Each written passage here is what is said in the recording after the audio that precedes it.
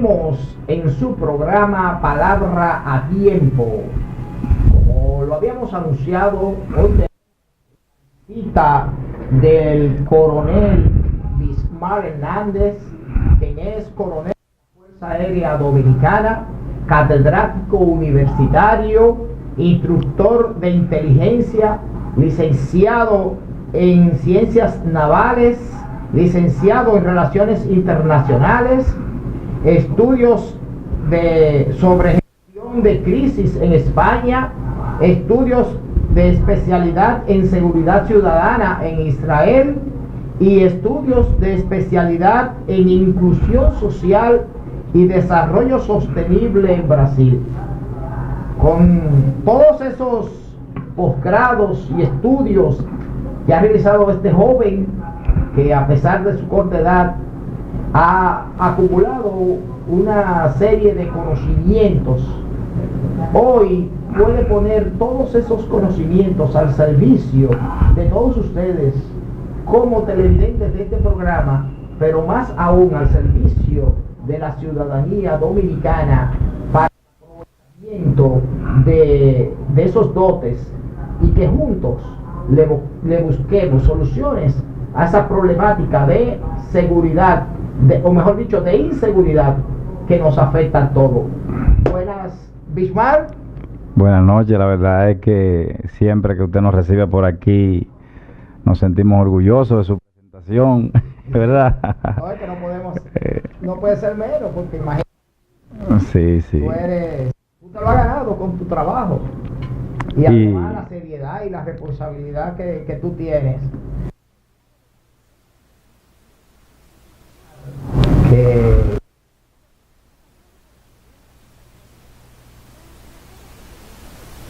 Todos los estudios y todas las posgrados, doctorados, etcétera, pero la formación militar te da un extra que va un chima. Sí, definitivamente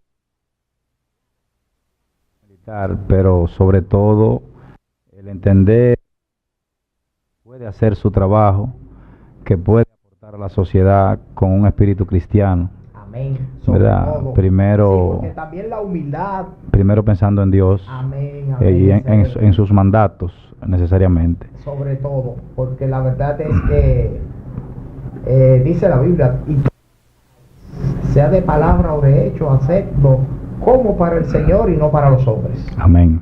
Así es. Mira, Bismar, el martes pasado la gente se quedó con ese gustico de querer seguir escuchándote. Diste cátedra aquí. Y lo primero que nos dijiste sobre la delincuencia juvenil y la delincuencia de adulto son los factores que inciden para que se desarrolle un delincuente desde su niñez, su juventud y su adultez.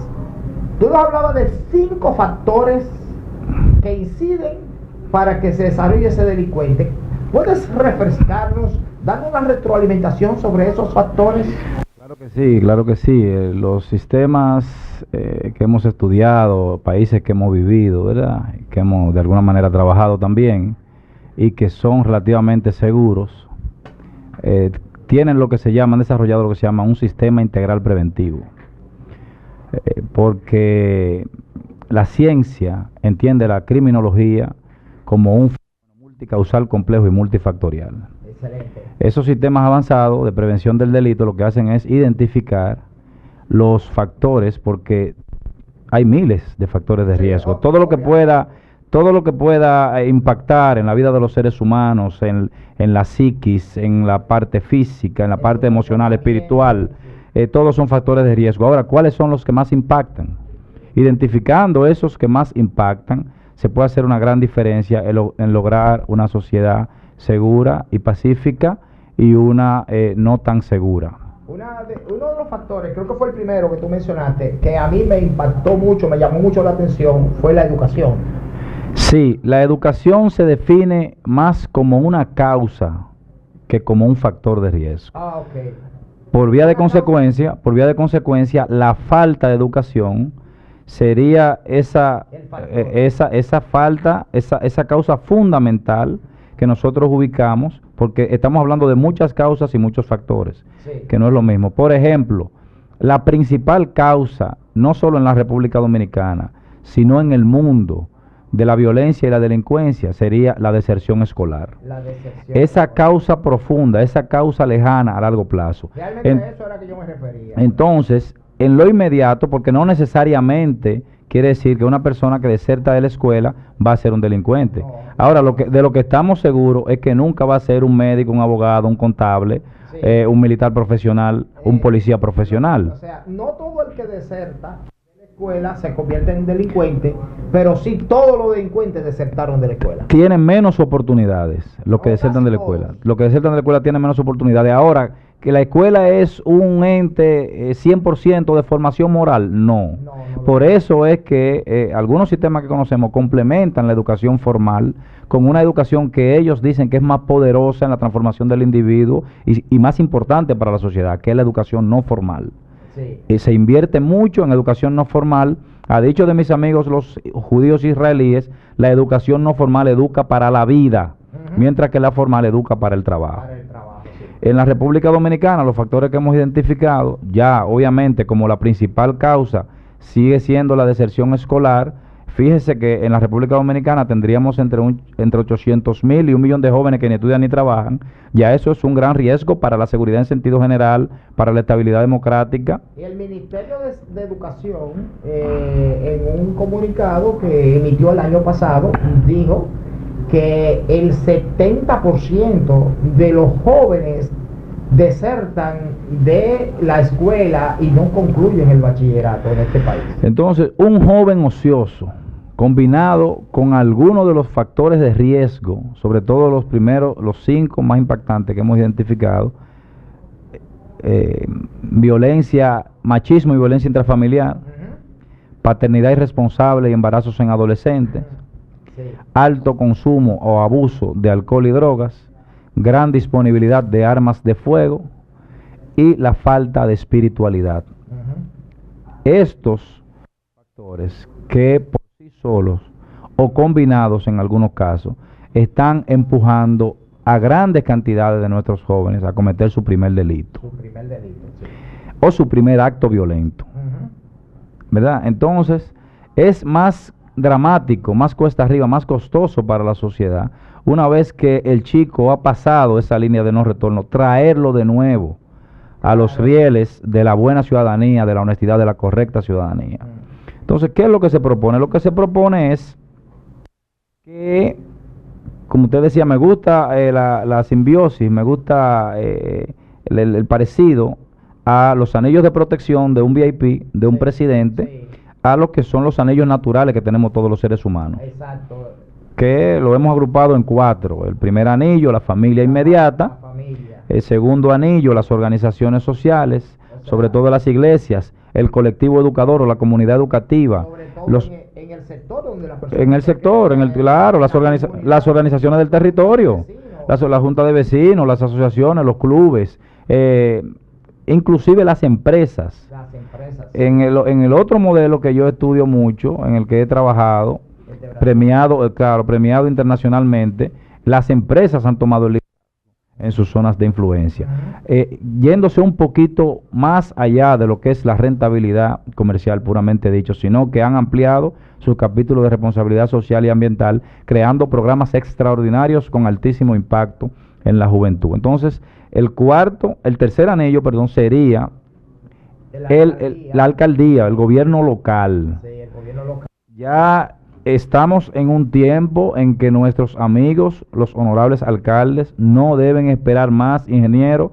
para comenzar a establecer centros municipales de promoción juvenil. Eso existe en muchos países del mundo y funciona. Eso tiene un gran impacto en la sociedad porque, por vía de consecuencia, si usted trabaja con la juventud, si usted promueve la escolaridad de la juventud, las artes, la educación técnico, obviamente usted tendrá un ser humano con más oportunidades, menos enfrentado con la justicia. es que en desarrollar, por lo menos lo que es la policía está en manos de la alcaldía. Así El es. alcalde es quien dirige la seguridad de la ciudad. Así es. No es una policía nacional que hay en la mayoría. Hay muchos países que tienen una policía nacional, pero tienen una policía local, municipal también. Sí, pero aquí, por ejemplo, hay una policía local. Pero lo que quiero decir es que la Policía Nacional viene siendo en esos países desarrollados como un brazo de apoyo. Quien tiene la principal responsabilidad de velar por la seguridad de la ciudad es el alcalde. Así es. Entonces yo quisiera que tú me hables un poquito, porque me dijiste algo fuera del aire, sobre esa experiencia que tú tuviste con unos cuantos alcaldes que fueron con ustedes a Brasil. ¿A Brasil fue? Sí, a Brasil. A Brasil, Al sur de Brasil. Al sur de Brasil, para ver ese modelo e implementarlo en el país. ¿Qué ocurrió durante ese, digo, si se puede decir en el aire, porque tú me lo dijiste en privado, fuera del aire, pero sí. Bueno, resulta que la hidroeléctrica más grande del mundo, Itaipú Binacional, es de las empresas que han adoptado esta filosofía de la ética del cuidado y del desarrollo sostenible. Itaipú Binacional basada en los postulados, por ejemplo, de Fricos Capra, de Leonardo Boff, en las ideas del ya extinto maestro Paulo Freire, diseñaron todo un programa de amplio, integral, realmente integral, de inclusión social y desarrollo sostenible. Ellos tomaron un laboratorio a cielo abierto de un tamaño aproximado de 18.000 kilómetros cuadrados, 31 municipios, millones de personas, y lo desarrollaron en menos de 10 años. Wow.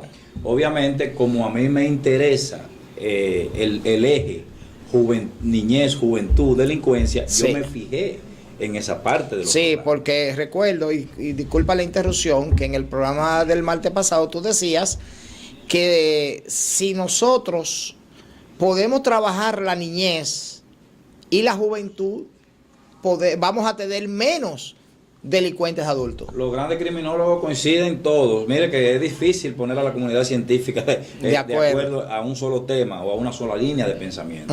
Pero los grandes criminólogos coinciden en que si usted reduce el delito infantil juvenil o infanto juvenil, es la forma más efectiva de luchar contra la criminalidad adulta. Exacto. Porque es una cadena causal lo que hay, es una línea de causalidad. O sea, usted no se va a despertar mañana y usted va a ser atracador. o sea, que el Eso que no no va a se suceder. convierte en atracador en los primeros 15 o 16 años de vida, difícilmente se convierte. Los judíos han identificado de los 12 a los 17 años como la edad más crítica para este proceso. Sí, ok. Sí, porque entre de lo menor de 12 todavía es es muy difícil. Manejable. Sí, es más manejable, pero entre los 12 y los 17, Si llegó a los 17 años descarriado, con alcohol, con juca, andando en un motor en una goma, juntándose con personas de dudosa reputación, yendo a lugares que no son adecuados para niños, con conducta desordenada, corrupción moral. Yo le decía que una criminóloga argentina que yo estudio, ella se indica ese sistema, todos esos componentes, como un estado de predelincuencia o estado predelictual, que ya el joven está en una línea muy fina de cometer su primer delito, y eso sí se convierte en una línea de no retorno en la mayoría de los casos. exacto. En la mayoría de los casos. Entonces, continúa con el relato de Brasil. Fíjese, entonces esta gente toman la cuenca del Paraná 3 en el sur de Brasil, en el estado de Paraná, y desarrollan este vasto territorio en menos de 10 años, valiéndole reconocimiento mundial. Excelente. Uno de los programas, dentro de ese gran programa macro que se llama Cultivando Agua Buena, uno de los programas que ellos desarrollan es una red de centros de convivencia familiar y fortalecimiento de vínculos, cuyo objetivo principal es retornar a los jóvenes que han abandonado la escuela a la misma y además intervenir la familia que tienen problemas. Exacto. Eso da gusto ver el testimonio de esos chicos diciendo que ya ellos habían probado la droga, que habían cometido su primer delito, que ya lo estaban invitando para el asalto, etcétera, etcétera, y que gracias a esos programas municipales dirigidos por esos alcaldes con mentalidad avanzada, con visión de futuro. Pero otro programa que me impactó también y parecería para los televidentes que toman nota, que estos días la maestra Carolina me mandó una nota muy interesante de un radioescucha de ustedes, parecería que hay subprogramas o proyectos transversales que no tienen que ver con la delincuencia. Pero mire qué fácil. En los países subdesarrollados hay miles de personas, a veces muy jóvenes, viviendo en los vertederos. En condiciones infrahumanas, muy difíciles. Esas personas están viviendo sobre lo que los demás desechamos. Pero de alguna manera eso no le va a dar para sobrevivir a largo plazo. Ellos, entendiendo esa problemática desde el punto de vista humano, desde el punto de vista de la salud pública inclusive, dijeron, tenemos que sacar a esta gente de aquí. Sobre todo porque hay chicos de esos que van a entender que comiendo basura no van a sobrevivir. No, jamás. Y un día van a delinquir. Entonces ellos se inventaron un programa que se llama Coleta Solidaria. Ellos sacaron a los buzos de los vertederos, los convirtieron en pequeños empresarios del reciclaje, y los vertederos los convirtieron en aterros sanitarios controlados, que le llega solamente un 15% de los desechos sólidos. ¿Por qué? Porque ya en el camino se recoge la mayoría, el 85%. Centros de acopio y prensado, donde se quedan, por un lado, el cartón, la madera, tres grupos, que lo manda la ley de medio ambiente en la República Dominicana. Eso no es plásticos, lo inorgánico reciclable, lo orgánico reciclable y lo que no sirve para nada. Lo inorgánico reciclable es eso que usted está diciendo. Exacto. El plástico, el cartón, el papel, el metal, el aceite quemado, eso es dinero. Y ese dinero se les reparte a ellos en una cooperativa. Nosotros hicimos un cálculo en reales versus el peso dominicano, que esos ex buzos, ahora convertidos en mini empresarios de reciclaje, ganan 5 veces lo que gana un empleado de ayuntamiento en la República Dominicana. Y resuelven un problema. 5 veces, pero ya hay varios problemas resueltos. Varios problemas. Comenzando por el problema de salud pública. Varios problemas de salud. Lo orgánico reciclable, llámese los restos de comida, la caca de los animales, lo que se pudre. Entonces ellos lo llevan a biodigestores. Y lo convierten en abono. En gas metano. Y el lodo que queda es abono. Es abono, claro. Entonces, el abono va a la tierra para hacerla más productiva, y el gas metano funcionan los carros del ayuntamiento con ese gas metano. Y la guagua pública. Lo que queda, que es cerca del 15 al 20%, entonces ya es una comunidad de ayuntamiento en la zona, y eso se hace un aterro sanitario controlado, se le pone tierra, capa de desecho, y en algún momento eso se pone a la altura del suelo llano y se hace un parque, lo que usted quiera. Ahora, lo difícil fue, como yo le decía a usted, de allá para acá, ver uno de nuestros amigos, ya no es alcalde ya. Me enteré que no es alcalde. Por suerte. Se ofreció la empresa a hacer un piloto con ese sistema cerrado de reciclaje, buscar ellos mismos quién comprara esos materiales reciclados. O sea, que a la ciudad no le iba a tocar, no va a costar un peso. Que son materia prima para otro proceso. Esa materia prima que se botan aquí millones de pesos y que a veces no sabemos qué hacer con los vertederos, la empresa nos estaba diciendo, mira, le vamos a poner un ejemplo para que ustedes vean cómo funciona, que se puede, porque Japón... Para que después los reproduzcan en los demás ayuntamientos del país. Debe haber como 100 países en el mundo haciéndolo. Sí, pero aquí ellos vinieron a ofrecer un piloto en un sitio. Sí, a dos alcaldes le ofrecieron, dos pilotos. Uno de ellos... no le di seguimiento, porque yo salí del programa, al año se me venció el contrato, pero el otro yo sé que inmediatamente llegamos aquí, él lamentablemente dijo, no, el programa está muy bonito, pero yo lo que necesito es un camioncito de basura, un camioncito compactador. Entonces, para que usted vea que a veces no es falta de voluntad, o falta de tecnología, o falta de recursos inclusive, a veces es falta de cultura. Así. Es que el individuo se empodere de voluntad, con una visión diferente. Y mira, la cultura, lo que tú acabas de decir de la cultura es muy importante, porque la cultura del chivismo de nuestro país, no sé si tú sabes lo que es el chivismo. Nosotros aquí todo lo vemos como con sospecha de que el otro quiere aprovecharse. Esa es la cultura del chivismo. Estoy chivo. Sí, se ponen chivos de una vez la gente y comienzan a elucubrar y a pensar dónde que está el engaño. Bueno, señores, déjalo ahí, o si te queda poco sobre ese relato, o ya concluido. Sí, no, básicamente que son miles de programas que pueden favorecer a la juventud e impactar en el desarrollo.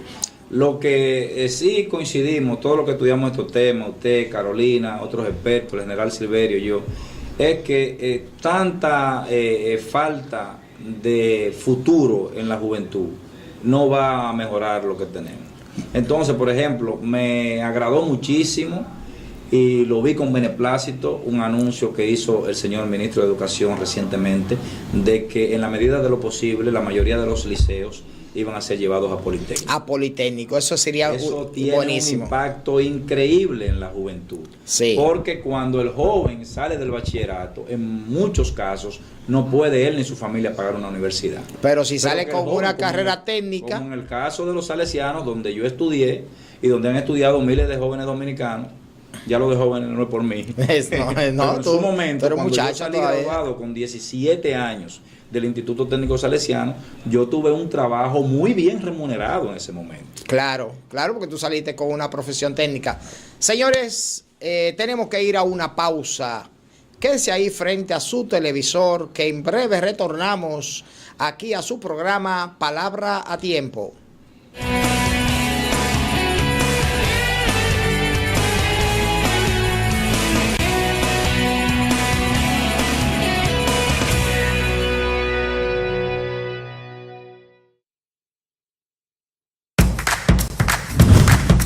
Este es uno de los centros más modernos y más grandes que tiene la comunidad ahora mismo. Impacta a la comunidad un 100%. En los gobiernos del presidente Medina, la provincia de Santo Domingo ha recibido 3.451 nuevas aulas con un impacto extraordinario en la economía familiar. La madre soltera y los padres trabajan en su mayoría. Ellos van a tener la oportunidad de que estén aquí desde las 8 de la mañana hasta las 4 de la tarde. Los estudiantes reciben clases, uniformes y alimentación en jornada escolar extendida completamente gratis. Este centro se ha dedicado a preparar jóvenes y estudiantes para un futuro mejor. Muchas personas quisieran estudiar aquí por la gran educación que tiene. La finalidad es tener un sistema cabalmente incluyente y con calidad, pues como ha manifestado el presidente Danilo Medina, la educación es el otro nombre de la libertad.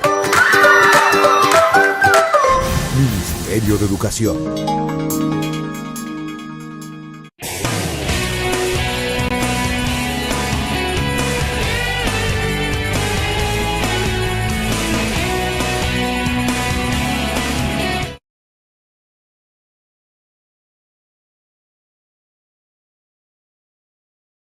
Coronel Bismar Hernández, experto en el área de seguridad y posgrados en varios estudios en estos asuntos.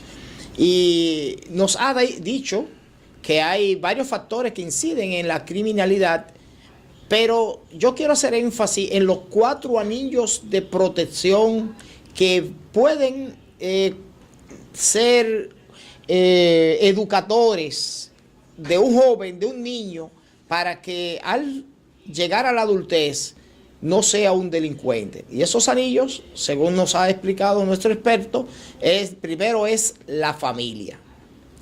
La familia que educa bien, que cría bien, papá y mamá educando y criando a sus hijos, puede ser ese anillo de protección primario. Segundo, tenemos lo que es la comunidad donde esa persona se desarrolla y crece, las juntas de vecinos, los clubes, las iglesias, las asociaciones y hasta las empresas del entorno de la persona pueden colaborar a disminuir esa posibilidad de que ese joven, ese niño se convierta en un delincuente. El tercer anillo que hablamos fue la alcaldía, el gobierno local del municipio donde esa persona crece, y el cuarto anillo es el gobierno nacional. El problema de nosotros es que fallamos en los 3 anillos primarios y después queremos echarle la culpa o echarle toda la carga al gobierno nacional para que resuelva el problema que ya se ha agravado.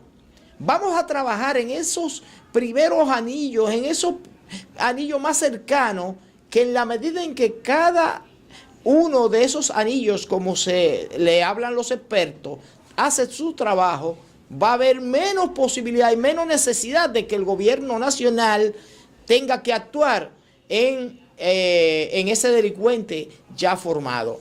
Bismarck, continúas hablando sobre estos temas.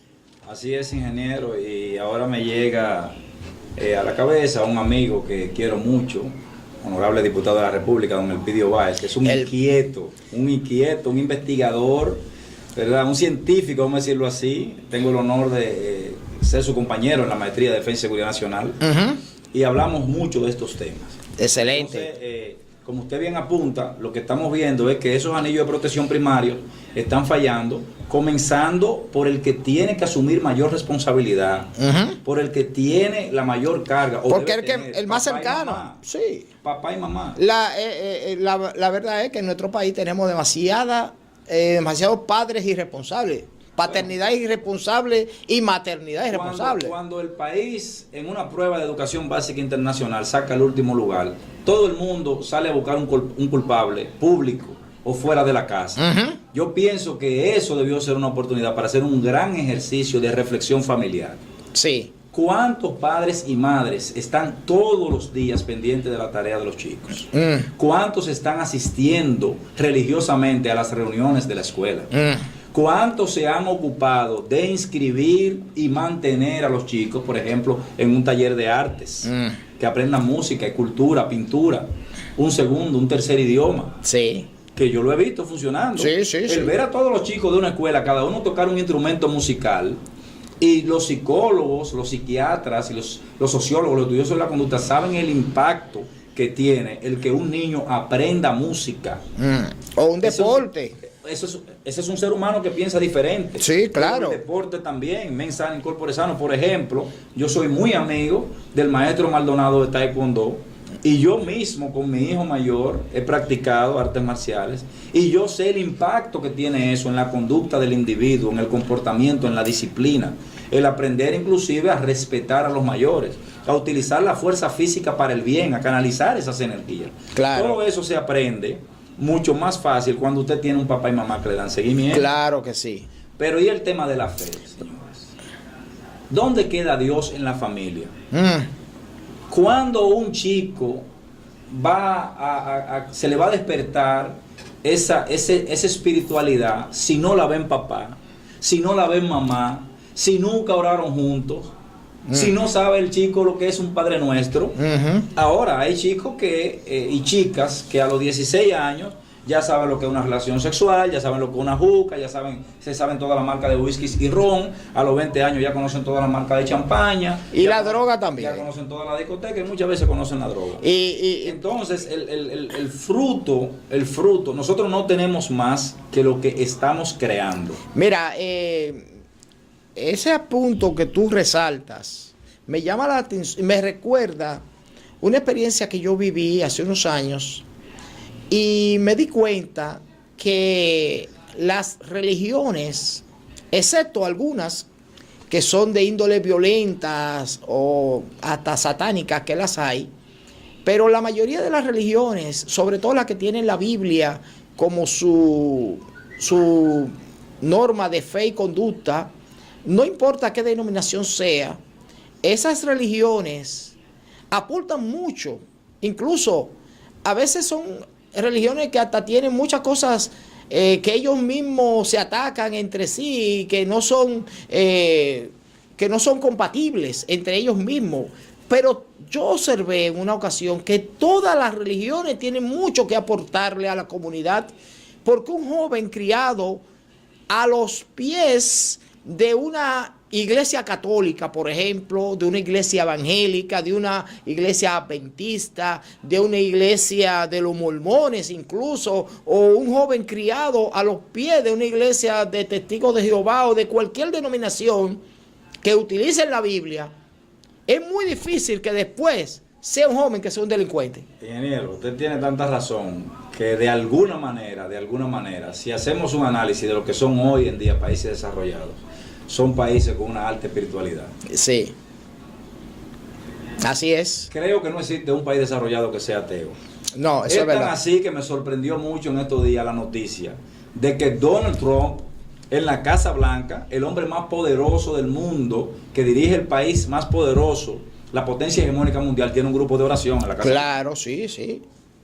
Entonces, señores, si la gente más inteligente... No, pero el vicepresidente es un pastor evangélico. Si la gente más inteligente y poderosa del mundo entienden el valor de la espiritualidad, ¿cómo que nosotros tercermundistas, chiquitos y subdesarrollados, no lo entendemos? Pero sobre todo, una espiritualidad basada en las enseñanzas de la Biblia. Amén. Porque es el libro donde se revela al Dios que creó todo el universo. Pero Bismar, tú estabas desarrollando el tema y ibas a hablar sobre otros aspectos de la justicia. Claro, Sí. Sí, mire, en nuestra dinámica de vida, cuando hay un problema, cuando hay una crisis, salimos a buscar un culpable. Sí. Eso es natural. Ujú. Eso es natural. Ahora, no es lo más sano. Sí. Generalmente, cuando hay problemas de seguridad o se dispara la criminalidad en una región, en un pueblo, en un municipio, es decir, que hay más crímenes de lo normal, De lo habitual. o hay menos crímenes, pero son de alto impacto. Ujú. Busquen más policía. ¿Qué pasa con la policía? La policía aquí no está trabajando. Entonces me le cargan el dado, como decimos comúnmente, a mis amigos policías. Sí, claro. Que la gran mayoría de ellos hacen un gran trabajo. Y con un arriesgando sueldo la vida. de cebolla. Ha sido mejorado. Gracias a Dios. grandemente Sí, en los últimos digo, eso de sueldo de cebolla lo digo yo, no tú. Porque para que no te carguen, pero la verdad es que nosotros abogamos porque tanto los militares como los policías tengan sueldos que no sean de lujo, porque no se lo vamos a pedir de lujo, pero por lo menos que sean sueldos con lo que ellos puedan sobrevivir de manera digna. Pero más que el sueldo, ingeniero. Más que el Y sueldo. muchas otras herramientas. Mire, el sistema de justicia penal está compuesto por 3 elementos que deben trabajar sincronizadamente. Ujú. La policía, el Ministerio Público y los jueces. Excelente. Es una maquinaria que debe trabajar engrasada, sincronizada. O sea que si cada uno trabaja por su lado, no importa los sueldos que tengan, Sí. ni los individuos correctos que tengan, no va a haber un resultado. El resultado de esa maquinaria que se llama sistema de justicia penal tiene que ser un entregable. Ujú. Como todos los sistemas de producción, vamos a verlo así.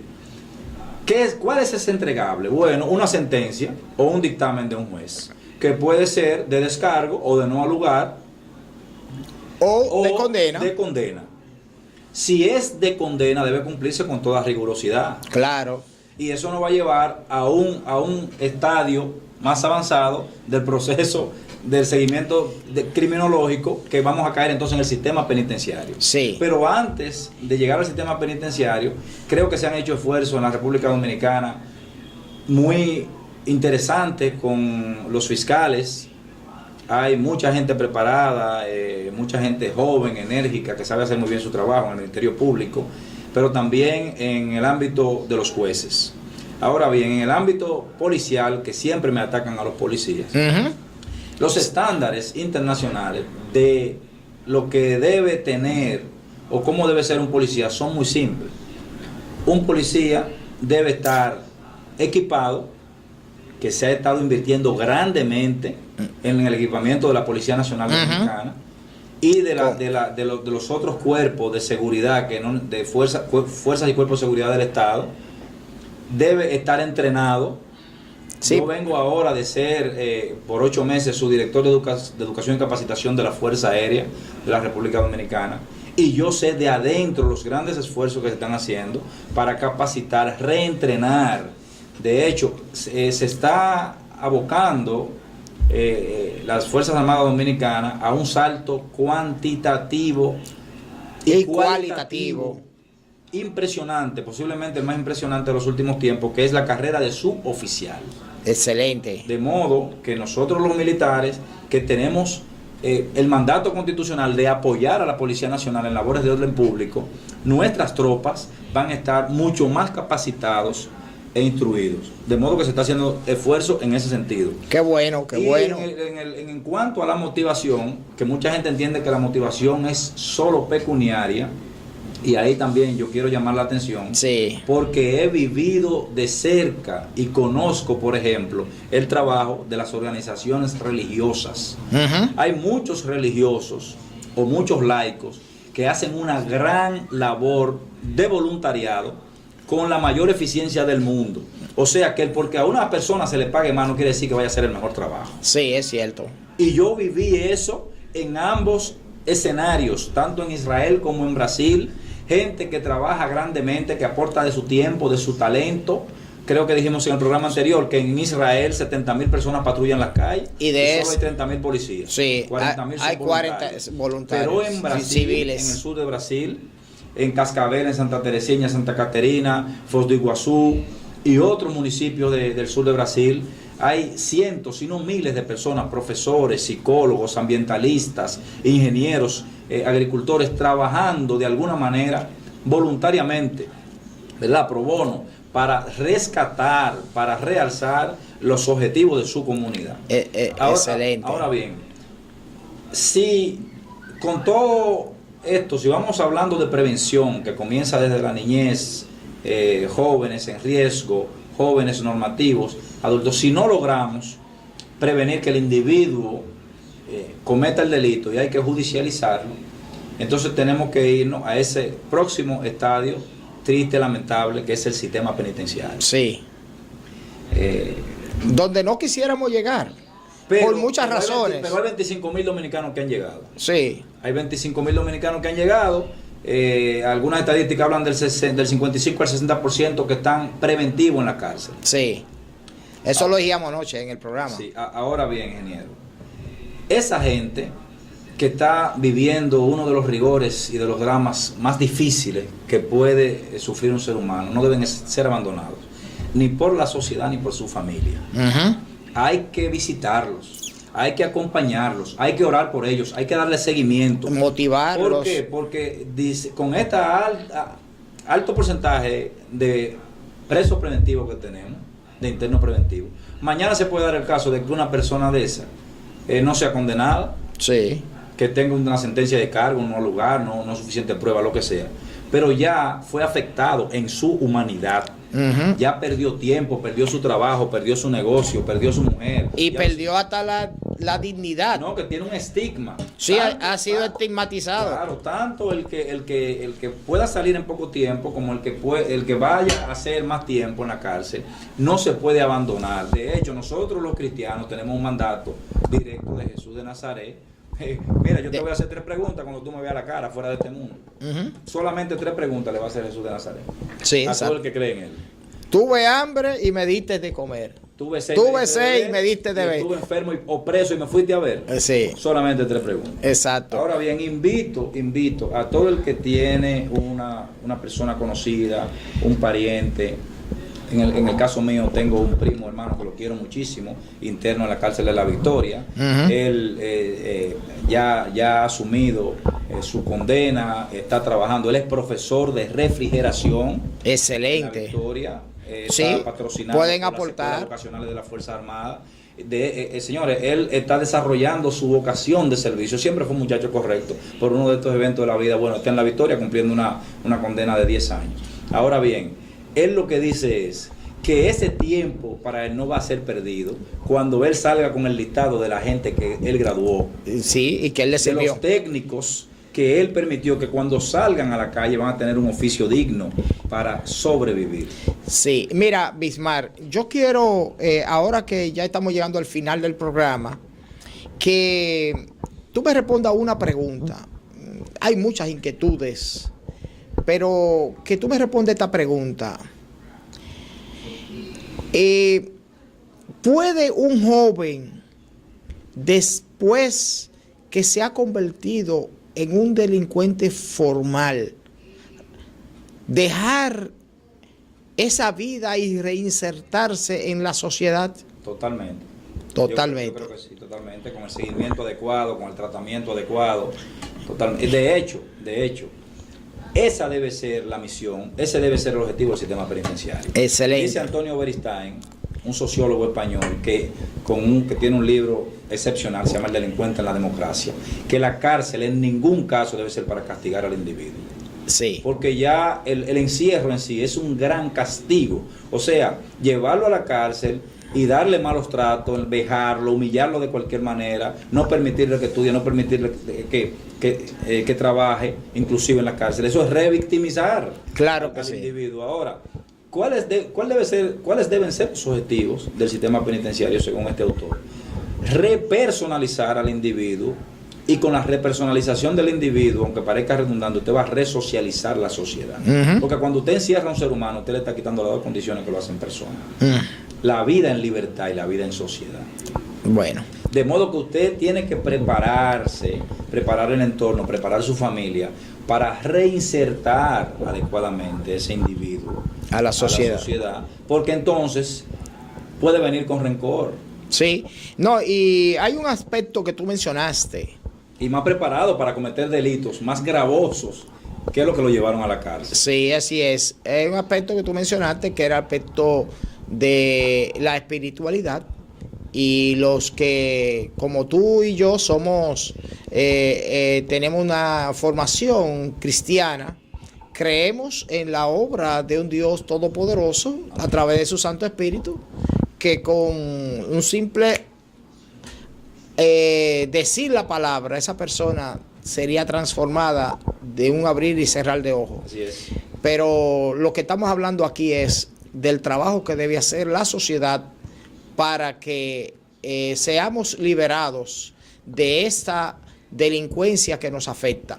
Y en un próximo programa yo quiero que hablemos porque ya te vamos a hacer casi parte integral del equipo de este programa. Un honor. Sí, que hablemos, Bismar, sobre las motocicletas. Yo creo que si se regulariza el uso de las motocicletas, la delincuencia podría disminuir muchísimo en nuestro país. Pero ya eso va a ser materia para un próximo programa. A ustedes, gracias por su sintonía. De esta manera hemos llegado ya al final de su programa Palabra a Tiempo.